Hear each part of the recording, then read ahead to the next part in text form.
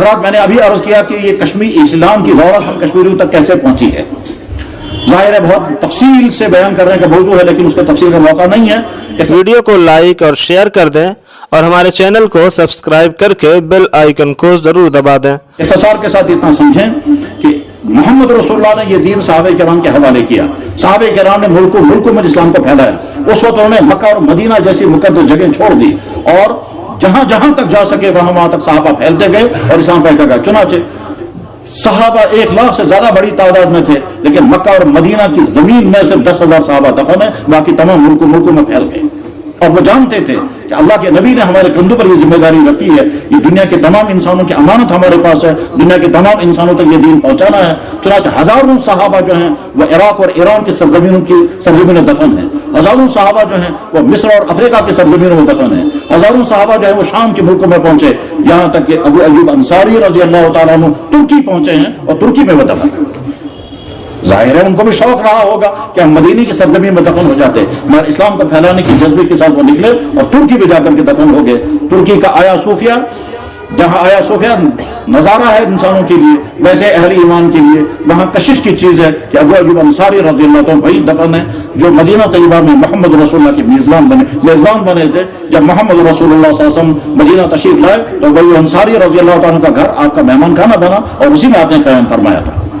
صحابہ کے بعد تابعین کا زمانہ آ گیا. تابعین کے بعد طبع تابعین کا زمانہ آ گیا. اس کے بعد پھر تاریخ یہ 2 رخ الگ الگ ہو گئے.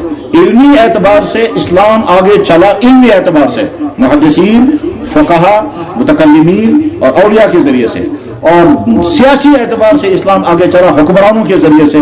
پھر وہ بنو امیہ کے حکمران بھی تھے اور بنو عباسیہ کے حکمران بھی تھے. اس میں کچھ ظالم بھی تھے کچھ انصاف پرور بھی تھے. علمی اعتبار سے اسلام آگے چلا ہے اہل علم کے ذریعے سے. اور اہل علم میں بہت بڑی تعداد مفسرین کی، بہت بڑی تعداد محدثین کی، بہت بڑی تعداد فقہا کی، بہت بڑی تعداد متکلمین کی. اسلام آگے چلا علمی اعتبار سے. اور سیاسی اور ملکی اعتبار سے کہیں حکمرانوں کے ذریعے سے اور کہیں اولیاء کے ذریعے سے اور کہیں دوسرے واسطوں سے اسلام آگے بڑھتا گیا یہاں تک کہ اسلام کا یہ نور بر صغیر میں داخل ہوا.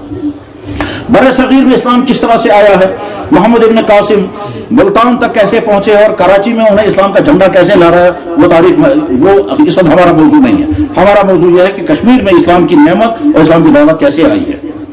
حضرات آپ نے بارہا سنا ہوگا، دنیا میں کہا بھی جاتا ہے لکھا بھی جاتا ہے، بلکہ اتنا زیادہ لکھا گیا کہ لوگوں کو یقین آنے لگا کہ اسلام تلوار سے پھیلا ہے. یہ بات اتنی ہی جھوٹی ہے جیسے اس وقت دن کے 12 بجے یہ بات جھوٹی ہے کہ اس وقت رات. یہ بات اسی طرح سے غلط ہے جیسے یہ بات غلط ہے کہ کوئی آدمی یہ کہے گا کہ دن کے 12 بجے رات کا اندھیرا ہوتا ہے. جیسے یہ بات غلط ہے بس ٹھیک اسی طرح سے یہ بات بھی غلط ہے اسلام تلوار سے پھیلا. محمد رسول اللہ نے کس پر تلوار چلائی تھی؟ ابو بکر صدیق و فاروق پر کون تلوار چلاتا؟ پوری انسانی تاریخ میں ایک انسان ایسا نہیں ملتا جو یہ کہے گا کہ جناب میں مسلمان نہیں ہونا چاہتا تھا اور انہوں نے مجھ پر تلوار چلائی میں مجبور ہو کر میں مسلمان بن گیا. یہ اس لیے ناممکن ہے کہ اسلام تو خود ہی کہتا ہے کہ اگر کوئی انسان زبان سے کلمہ پڑھے گا دل میں اسلام نہیں ہوگا تو وہ مسلمان ہی نہیں ہے. لا اکراہ فی الدین. لیکن بہرحال یہ ایک تفصیلی موضوع ہے. یہ بات کیوں پھیلائی گئی؟ اس لیے کہ اسلام کی حقانیت دنیا میں جب پھیلتی ہے تو لوگوں کو روکنے کے لیے اور کوئی ذریعہ جب نہیں ہوتا تو کہتے ہیں صاحب اسلام تلوار سے پھیلا ہے. ہمیں یہ کہنے کا حق ہے کہ اگر 1000 سال تک ہندوستان پر مسلمانوں نے حکومت کی ہے تو کتنے انسانوں پر تلواریں چلائی گئی اور ان کو مسلمان بنایا گیا. اگر اسلام تلوار سے پھیلتا تو آج تو پورے ملک میں ایک بھی غیر مسلم نہیں ہوتا. مسلمانوں نے حکومتیں چلائی مگر کسی پر کوئی جبرن نہیں ہوا کہ آپ جبرن مسلمان بن سکتے ہیں. کیونکہ جبرن جب اسلام قبول کرایا جائے گا اسلام اس اسلام کو قبول ہی نہیں کرتا. اسلام تو دل سے رضامندی کے ساتھ کلمہ پڑھنے کا نام ہے. جبر کی بنیاد پر اگر کوئی مسلمان بنتا ہے تو ہرگز وہ مسلمان نہیں ہے.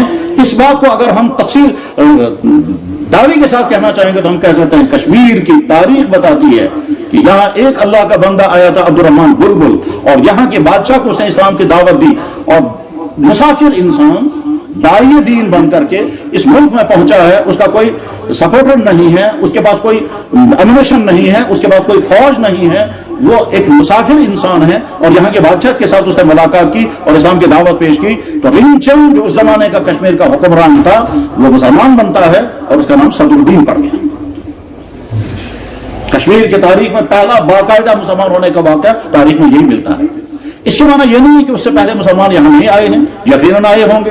کچھ لوگ بزنس کرنے آئے ہوں گے، کچھ لوگ گھومنے کے لیے آئے ہوں گے، کچھ دوسرے مقاصد کے لیے بھی آئے ہوں گے، اور ہو سکتا ہے جہاں کہیں کہیں بس بھی گئے ہوں گے. مجھے اس سے بحث نہیں ہے، اس وقت یہ تاریخ کا موضوع ہے، اور جہاں کشمیر کی تاریخ کے بعد بڑے ماہرین نے اس میں بڑی تفصیل کے ساتھ ڈسکس کیا ہے، مگر وہ ٹاپک ہمارا نہیں ہے. باقاعدہ جس شخص نے کشمیر میں اسلام قبول کیا ہے وہ بادشاہ تھا. تو ہم سوال یہ کر سکتے ہیں کہ اس بادشاہ پر تلوار کون چلا رہا تھا، اس کو لالچ کس نے دیا تھا؟ جواب ہے ایک مسافر انسان سید شرف الدین عبد الرحمان جو پہلا داعی اسلام بن کر کشمیر میں آیا. نہ اس کے پاس کوئی دولت تھی جس سے وہ لالچ دیتا، نہ اس کے پاس کوئی تلوار تھی جس سے وہ جبر کرتا. وہ تو دعوت کی بنیاد پر اسلام کی حقانیت کے دلائل دے کر کے اس نے بادشاہ کو اسلام کی دعوت دی. بادشاہ مسلمان ہو گیا. یاد رکھنا چاہیے کشمیر کا پہلا باقاعدہ مسلمان صدر الدین.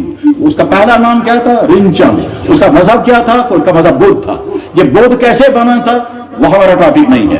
کشمیر میں ہندوازم کتنے عرصے رہا، پھر بدھزم کیسے پھیل گیا، پھر بدھزم کے ساتھ پھر کیا کیا ہوا، یہ تاریخ کا موضوع ہے، ہمارا موضوع وہ نہیں ہے کہ کشمیر میں مذہبی اعتبار سے کب کب کیا کیا ریگولیشن آتے رہے ہیں اور کہاں کس طرح سے کنورجن ہوا ہے، ہمیں اس سے بحث نہیں ہے. میں تو یہ اتنا بتانا چاہتا ہوں کہ اسلام کی نعمت اور دولت ہم جہاں کشمیر میں داخل ہوئی ہے، ایک اللہ کا بندہ جو چائنا سے آیا تھا، مشرقی ترکستان اسے کہتے تھے، اور یہاں کشمیر میں پہنچے. یہاں کے بادشاہ نے اسلام قبول کیا، اور اس کے بعد عبد الرحمان بلبل یہی قیام پذیر رہے، اور قیام پذیر رہتے ہوئے وہ اسلام پھیلاتے گئے. جو لوگ رضامندی سے کلمہ پڑھتے تھے وہ زبان ہو جاتے تھے. نہ کسی پر کوئی جبر ہوا، نہ کسی پر تلوار چلائی گئی، نہ کسی کو کوئی لالچ دیا گیا، اسلام پیش کیا جاتا تھا.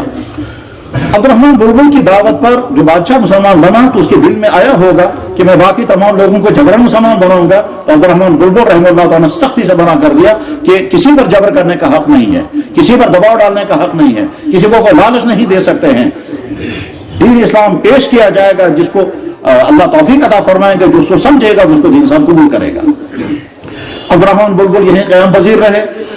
چند سالوں کے اندر اندر ان کی وفات ہو گئی، اور اس کے بعد صدر الدین کی بھی وفات ہو گئی، جو دونوں یہی کشمیر میں دفن ہیں. سری نگر کے شہر جہاں اس کو کہتے ہیں بلبل لنکر، وہیں یہ دونوں بزرگ دفن ہیں. یعنی وہ شخص جس کے ذریعے سے اسلام پہنچا وہ بھی وہی مدفون ہے، اور وہ شخص جس نے سب سے پہلے اسلام قبول کیا اس کی قبر بھی وہی بنی.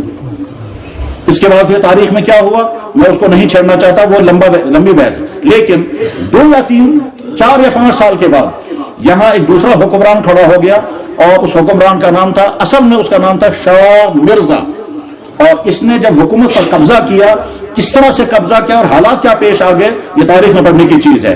بہرحال شاہ مرزا نے جب کشمیر کی حکومت اپنے ہاتھ میں لی، اس وقت صورتحال یہ تھی کہ کشمیر میں اکا دکا کہیں کہیں مسلمان ہیں، اور باقی تمام کے تمام اسلام کی نور سے محروم تھے، اور شاہ مرزا حکمراں بن گیا.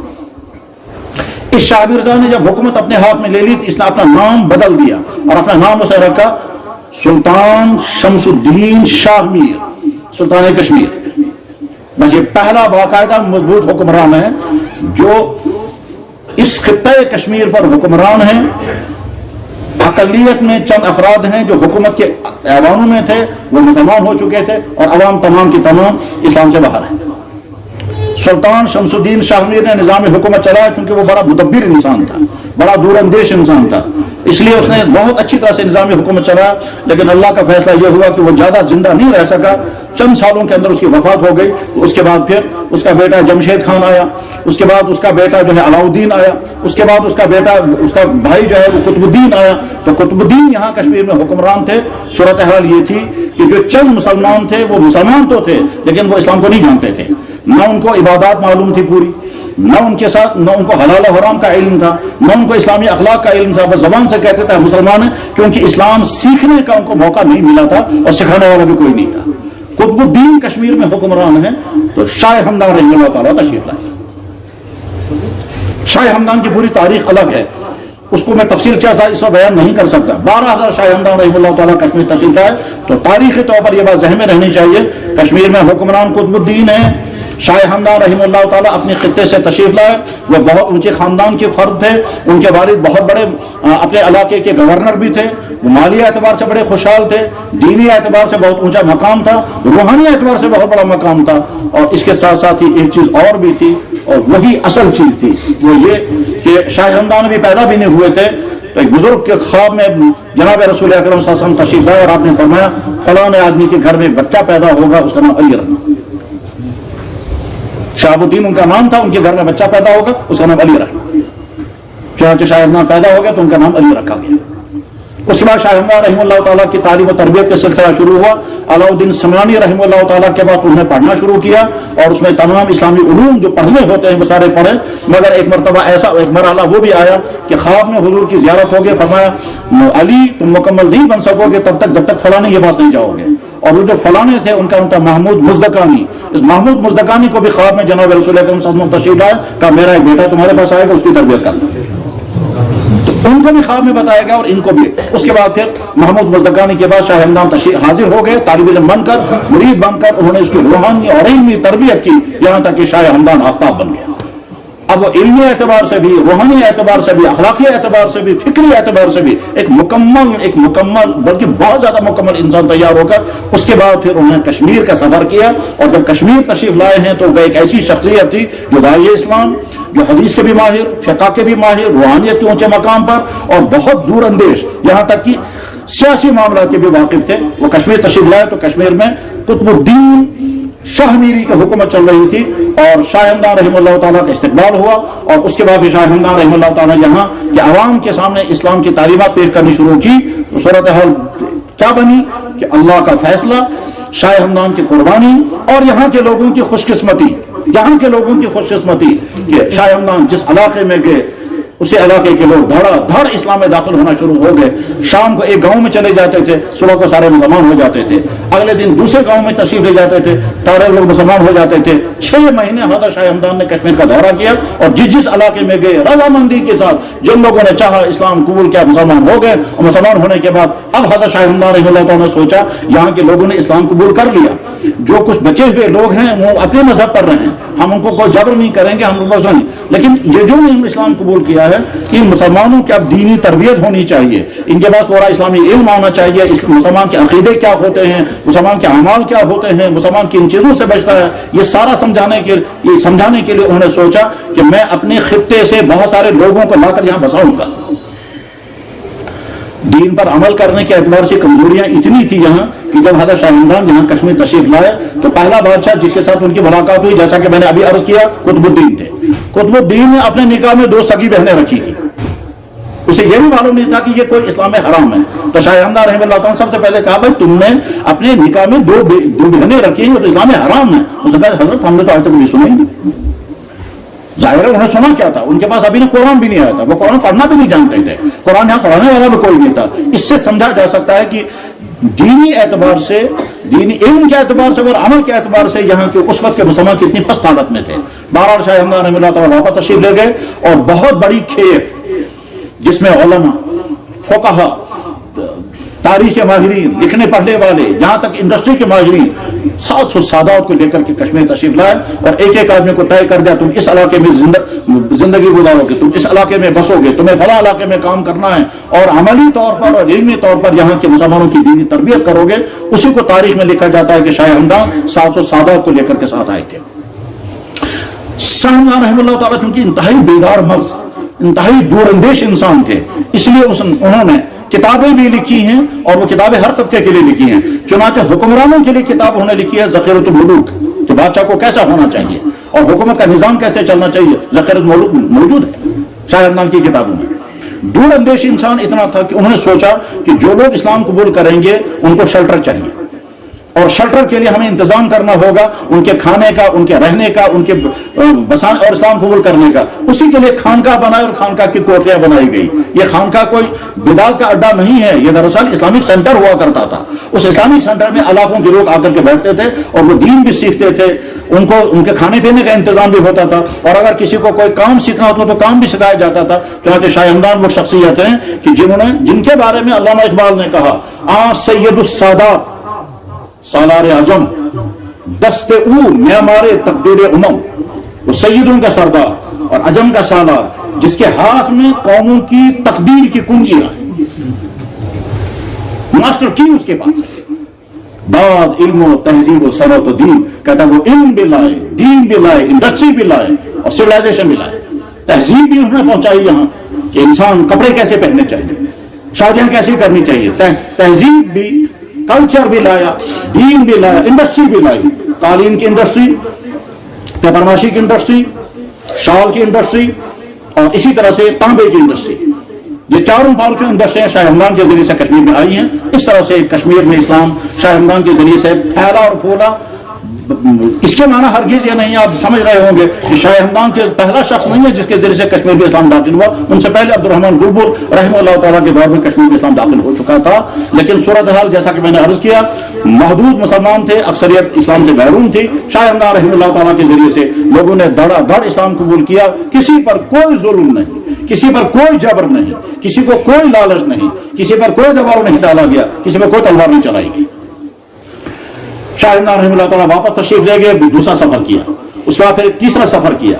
उसके बाद उनका इरादा यह था कि अब हमेशा के लिए मैं कश्मीर में रहूंगा, लेकिन एक मरतबा अपने इलाके में जाकर के अपने इलाके के तमाम लोगों से आखिरी मुलाकात करके फिर कश्मीर में हमेशा के लिए रिहाइश पजीर होऊंगा। और उसके लिए उनके जहन में था कि मैं जिस इस्लाम का नुमाइंदा बनकर के, दाई इस्लाम बनकर यहाँ इस्लाम फैला रहा हूँ, ये इस्लाम मोहम्मद रसूलुल्लाह के जरिए से दुनिया के इंसानों को मिला और मैं उनके खानदान का फर्द हूँ। जहन में रहना चाहिए, शाह हमदान रहमतुल्लाह तआला नजीबुत तरफ़ैन हैं। नजीबुत तरफ़ैन का मतलब क्या होता है कि जनाब रसूलुल्लाह सल्लल्लाहु अलैहि वसल्लम के जरिए से जो खानदान आगे चला है वो हज़रत फातिमा के जरिए चला है। हज़रत फातिमा रज़ियल्लाहु तआला अन्हा के 5 बच्चे हुए थे। उन 5 बच्चों में मशहूर हैं हसन और हुसैन, और हसन हुसैनी के औलाद आगे चली। शाह हमदान रहमतुल्लाह तआला हसनी खानदान के भी और हुसैनी खानदान के भी है। यानी इसका मतलब यह है कि उनका बाप किसी एक के साथ जुड़ता है, माँ दूसरे के साथ जुड़ती है, तो उसको कहते हैं नजबुत तरफ़ैन।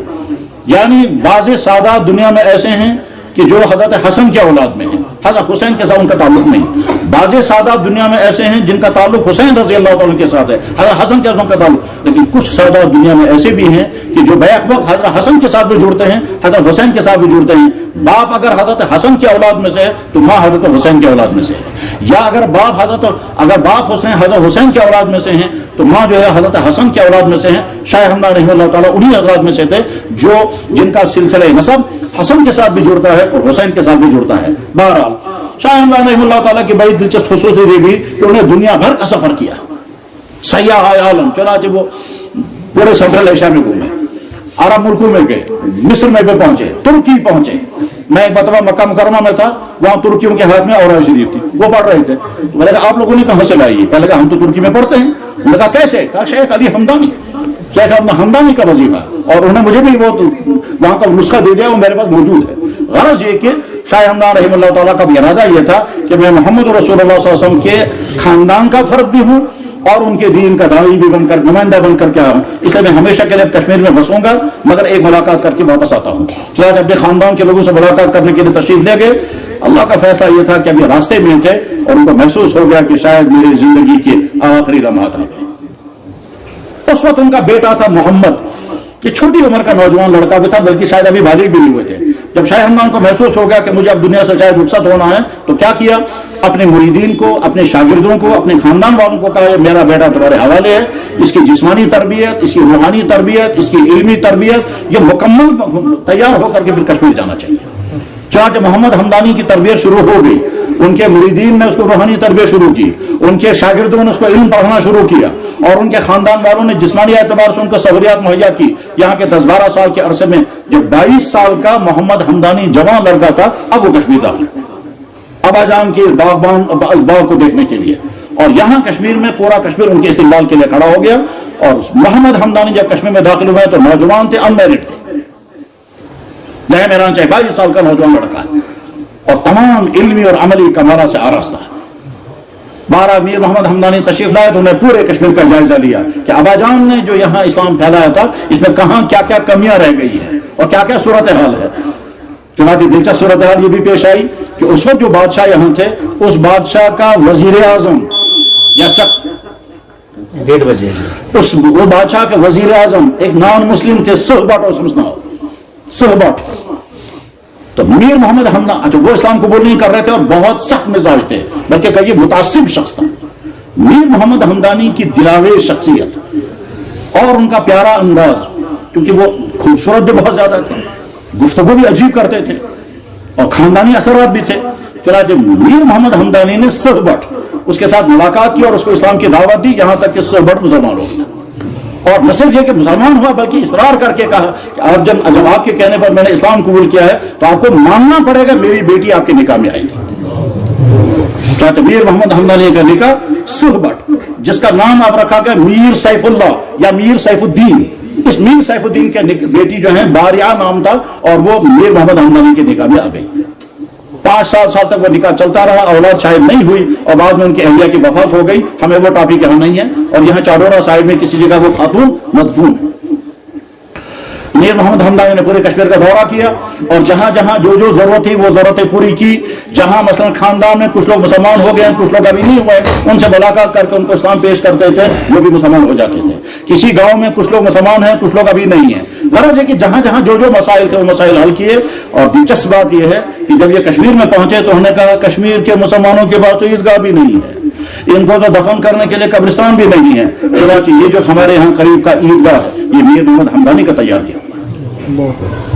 اور یہ جو کشمیر سری نگر کا وہ مشہور قبرستان ہے ملکہ، یہ بھی میر محمد حمدانی کا تیار کیا ہوا. تو ملکہ بھی انہی کی دین ہے اور یہ عیدگاہ بھی انہی کی دین ہے، جس کو طرح طرح کی انکریجمنٹ ہوئی ہے وہ سب کے سامنے ہے. بہرحال میر محمد حمدانی رحمہ اللہ تعالیٰ کے اس دورے کے نتیجے میں کہ اسلام اچھی طرح سے جم گیا اور علاقوں میں پھیل گیا. لیکن اس کے معنی یہ نہیں کہ تمام کے تمام لوگ مسلمان رہے، نہیں، بہت سارے لوگ اپنے پرانے مذہب پر قائم برقرار رہے. وہ اپنے مذہبی کے اعتبار سے کام کرتے رہے، اپنے مذہبوں کے اعتبار سے وہ زندگی گزارتے رہے. ادھر سے یہاں سیاسی دور چل رہا تھا، شاہ میری دور حکومت جس کا تذکرہ بھی چل رہا تھا. سلطان شمس الدین شاہ میر جس کا بیٹا تھا جمشید، اور اس کے بعد دوسرا علاؤالدین، پھر تیسرا قطب الدین، پھر سکندر، پھر اور اسی طرح سے حکومت 250 سال تک اس خاندان کی حکومت چلتی رہی.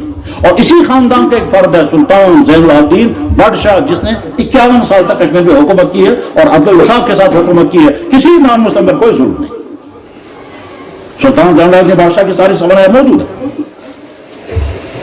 51 سال حکومت کرنے کے بعد جب زین العابدین بادشاہ اچھا وہ بہت مدبر قسم کا انسان تھا. بڑا تعجب ہوتا ہے جب انسان یہ پڑھتا ہے آج کے زمانے کی حکومتیں ایریگیشن کا ایسا انتظام نہیں کر پاتی ہیں جیسا زین العابدین بادشاہ نے اپنے زمانے میں ایریگیشن کا انتظام کیا تھا. اسی ایریگیشن کا ایک نمونہ جو ہے وہ بانی پور سے نکلنے والی نہر زنگیر جو علاقے زنگیر والوں کو سیراب کرتی ہے، یہ زین العابدین بادشاہ کی نکالی بھی نہر ہے.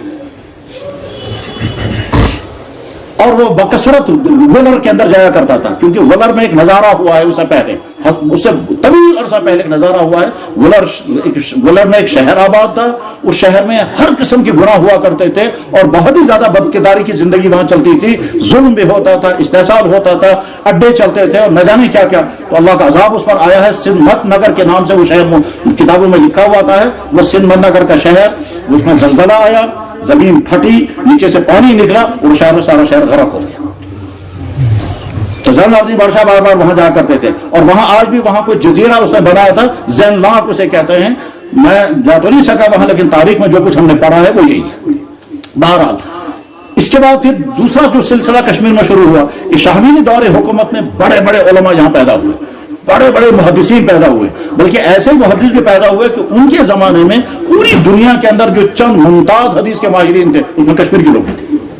اسے محدث شمس الدین پال، محدث جوہر نال، محجر عنایت اللہ، محدث یعقوب سرفی، محدث بابا داؤد مشکاتی.